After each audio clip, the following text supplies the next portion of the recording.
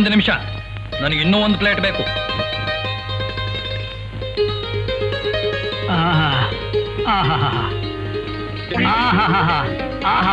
ಇವಳು ನನ್ನ ಹೆಂಡತಿ.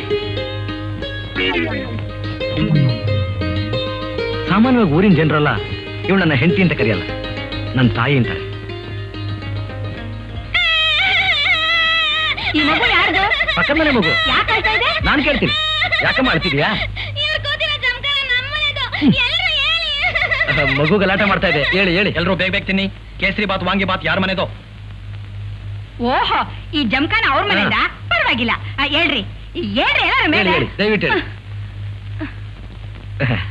ರಾಯ್ರೆ, ಗುಂಡು ರಾಯ್ರೆ, ನಿಮ್ ಮುಖ ನೋಡಿದ್ರೆ ನೀವು ಬಹಳ ಕೋಪಿಷ್ಟು ಅಂತ ಗೊತ್ತಾಗ್ತಾ ಇದೆ.